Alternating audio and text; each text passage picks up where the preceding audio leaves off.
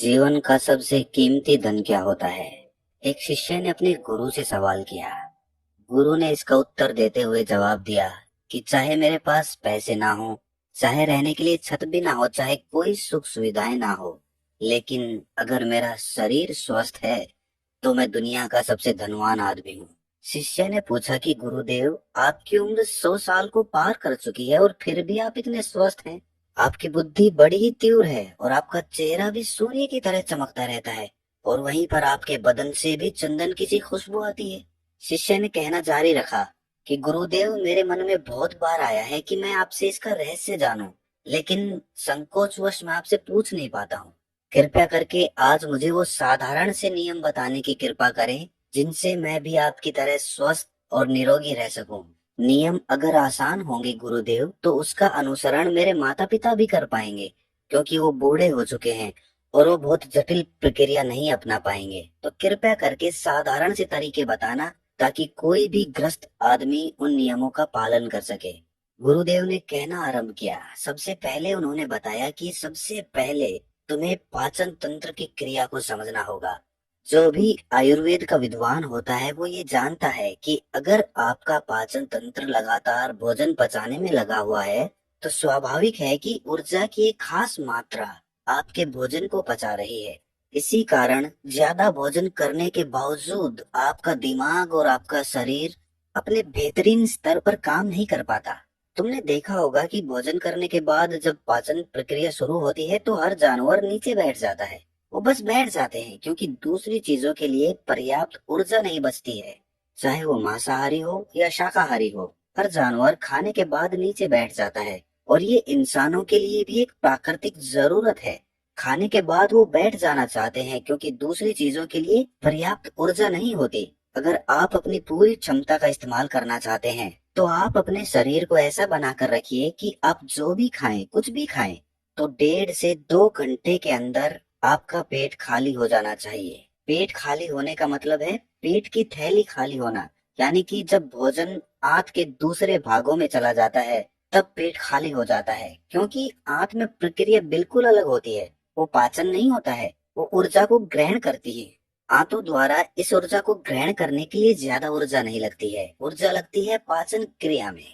जब खाना पेट की थैली में मौजूद हो तो बेहतर है कि आप अपनी गतिविधि को कम कर लें। अब अगर सोचिए, सारा दिन आपके पेट में खाना मौजूद रहेगा तो आप अपने जीवन की पूरी क्षमता कम कर लेंगे।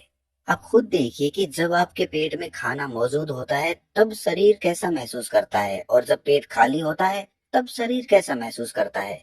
आप खुद पाएंगे कि आपका शरीर और आपका दिमाग तब बेहतरीन रूप से काम करता है जब आपका पेट खाली होता है।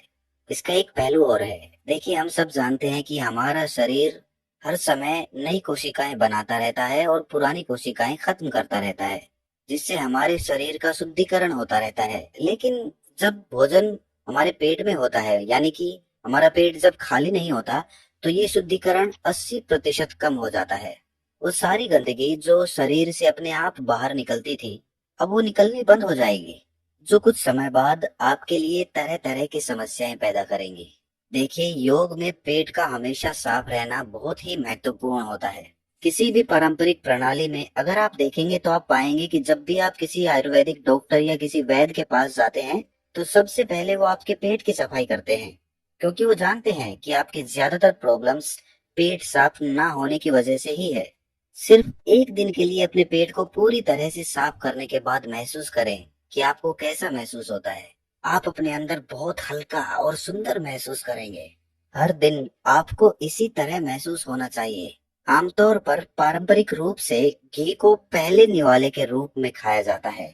घी एक चिकनाई वाला पदार्थ है जो पूरी आहार नली को चिकनाई देता है। आपको सबसे पहले इसे ही खाना चाहिए ताकि ये भोजन के प्रवाह को आसान बना दे। जब आप बहुत मसालेदार भोजन खाते हैं तो उसे खाने से पहले आपके भोजन मार्ग पर घी की परत चढ़ाना बहुत अच्छा होता है। घी का महत्व यह है कि ये आहार नली को साफ रखता है। तो जो व्यक्ति घी का उचित तरीके से सेवन करता है उसका पेट हमेशा साफ रहेगा, क्योंकि वहाँ कुछ नहीं चिपकता, वहाँ कुछ भी लंबे समय तक ठहर ही नहीं सकता। पेट का कैंसर, आंत का कैंसर आजकल ये बहुत ज्यादा हो रहा है, तो अगर आप एक निश्चित मात्रा में घी का सेवन करते हैं तो ये घटना बहुत कम हो जाती है, लेकिन उसके लिए घी सही गुणवत्ता का होना चाहिए, तरीके से गाय या भैंस के दूध से बनाया जाए। अगर घी को उचित तरीके से गाय या भैंस के दूध से बनाया जाए तो इसके कई महत्वपूर्ण फायदे होते हैं। शिष्य ने सवाल पूछा कि गुरुदेव, पाचन क्रिया तो मैं कुछ कुछ समझ गया हूँ, लेकिन आप ये बताएं कि आपकी तरह सूर्य जैसा तेज पाने के लिए, चमकता हुआ चेहरा प्राप्त करने के लिए क्या प्रक्रिया अपनानी चाहिए। गुरु ने इसका उत्तर देते हुए कहना शुरू किया कि देखिए, आज के समय में बहुत सारे लोग सुबह उठते ही खाली पेट चाय पीते हैं। चमकता हुआ तेजस्वी मुख पाने के लिए हमें कुछ प्रक्रिया नहीं अपनानी, हमें बस अपनी दिनचर्या सही करनी है, अपना खान पान सुधारना है। सुबह खाली पेट चाय पीना जहर के समान होता है, वो धीरे धीरे आपके अंदर आपकी आंतों को कमजोर कर देता है। पेट में धीरे धीरे एसिडिटी होने लगती है और अपने आप मन और मस्तिष्क सुस्त पड़ते जाते हैं। सुबह उठते ही तुम्हें तांबे, चांदी या मिट्टी के बर्तन में रखा हुआ पानी पीना चाहिए, लेकिन चांदी और मिट्टी की तासीर ठंडी होती है, इसीलिए कफ, अस्थमा या दमा जैसे रोगी इसका उपयोग ना करें। रात में आपने चांदी, तांबे या मिट्टी के बर्तन में पानी रख दिया और सुबह खाली पेट बिना दातुन किए हुए उसे पी लिया। शिष्य ने सवाल किया कि गुरुदेव, बिना दातुन किए हुए अगर हम वो पानी पिएंगे तो हमारा बासी थूक हमारे अंदर ही चला जाएगा। गुरु ने उसे बताया कि वो तो अच्छी बात है, क्योंकि बासी थूक औषधि के समान होता है। गुरु ने चेतावनी दी कि देखिए, जिन लोगों को अल्सर, टीबी या निमोनिया है उन्हें खाली पेट पानी नहीं पीना है। तांबे के बर्तन में रात में रखे हुए पानी में उसके संस्कार मिल जाते हैं, तांबे के गुण उस पानी में आ जाते हैं और वो तांबा हमारे शरीर में जाकर बहुत से लाभकारी फायदे करता है। गुरु ने चेतावनी दी कि अगर मजबूरी ना हो तो प्लास्टिक की बोतल में कभी पानी मत पीना, क्योंकि प्लास्टिक की एक ऐसी संरचना होती है, जब वो गर्म तापमान पर आता है तो प्लास्टिक धीरे धीरे पिघलना शुरू हो जाता है, और जब वो बहुत बारीक स्तर पे पिघलता है तो उसके कण उस पानी में मिल जाते हैं, जो हमारे शरीर में जाकर कैंसर का कारण बन सकते हैं। देखिए, ये पानी पीने के बाद, अपना पेट अच्छे से खाली करने के बाद, आप आंवला और सब्जियों का रस पी सकते हैं। आप पीने में कुछ लोगों को थोड़ा कड़वा लग सकता है, लेकिन जहाँ पर शरीर को इतने सारे फायदे हो रहे हों, वहाँ पर थोड़ा कड़वापन तो बर्दाश्त किया जा सकता है। गुरु ने बताया कि ये भी सच्चाई है कि हर दिन एक जैसा खाना नहीं खाया जा सकता। तो जिस दिन तुम आंवला और सब्जियों का जूस ना पी सको, रस ना पी सको, उस दिन आपको दही खाना चाहिए। दही बहुत ही बेहतरीन आयुर्वेदिक औषधि के रूप में इस्तेमाल हो सकता है। अगर उसको सही से इस्तेमाल किया जाए तो हमारे शरीर में बहुत सारी बीमारियों को वो जड़ से खत्म कर सकता है। दही की एक पर्याप्त मात्रा लेकर उसमें गुड़ या शक्कर का या मिश्री का मिश्रण जरूर कर लें, ताकि आपको वो दही खट्टा ना लगे। अगर दही में गुड़ मिलाते हैं तो गुड़ बहुत ज्यादा नया नहीं होना चाहिए। गुड़ जितना ज्यादा पुराना होगा उतना ही लाभकारी होगा। और दही को थोड़ा पतला कर लें, थोड़ा पानी डाल लें, फिर चम्मच से आप उसे ऊपर नीचे करेंगे तो वो पतला हो जाएगा।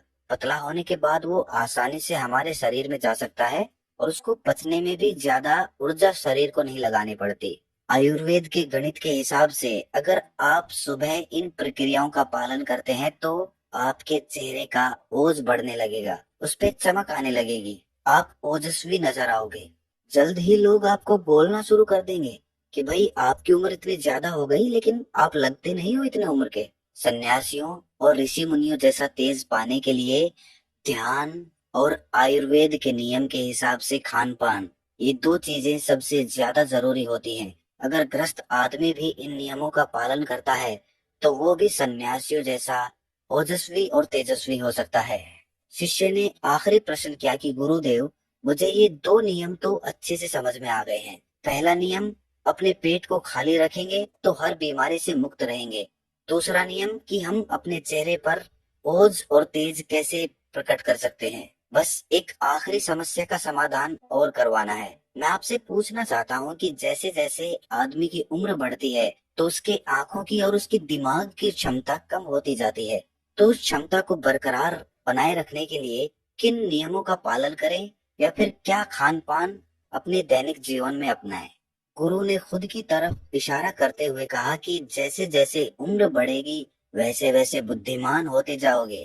बस मैं जो नियम बता रहा हूँ उनको ध्यान से सुन लो। सुन लोगे तो सारी समस्याएं हल हो जाएंगी। सबसे पहले सफेद कद्दू के औषधीय गुणों के बारे में जानो। आयुर्वेद के गणित के हिसाब से सफेद कद्दू का जूस कैंसर को मिटाता है और साथ ही दिमाग की तीक्ष्णता को बढ़ाता है। तीक्ष्णता यानी कि तेज, बारीक बुद्धि। लेकिन ये समझ लेना कि सफेद कद्दू का जूस ठंडा होता है, इसीलिए अस्थमा और जिनको सर्दी जल्दी पकड़ लेती हो ऐसे लोगों को सफेद कद्दू के जूस का सेवन नहीं करना है। दिमाग और आंखों को तेज करने के लिए जो अगला नुस्खा मैं बता रहा हूँ वो हर कोई कर सकता है, बल्कि हर किसी को करना चाहिए।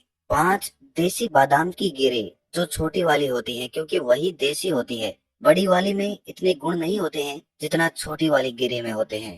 5 वैसी छोटी गिरी और एक अखरोट रात को पानी में भिगो दो। सुबह उनके छिलके उतारो और उन्हें किसी पत्थर के खरल में, याद रखना पत्थर का खरल, किसी ऐसे वैसे बर्तन में नहीं, क्योंकि इससे उसकी गुणवत्ता खत्म हो जाती है। उस पत्थर में ये डालने के बाद उसे मथना शुरू करो। धीरे धीरे जब आप उसे पीसेंगे तो वो बारीक होने लगेगा और उसके बाद उसमें दूध डालना शुरू करो ऊपर से। दूध गाय का रहेगा, वो सबसे ज्यादा बेहतरीन रहेगा दिमाग के लिए। इस्तेमाल करने को भैंस का या बकरी का भी कर सकते हैं, लेकिन गाय का दूध सबसे ज्यादा महत्वपूर्ण हो जाता है जब दिमागी समस्याओं के बारे में बात आती है। तो अब उस बादाम और अखरोट को उस दूध के साथ पीसना शुरू करो।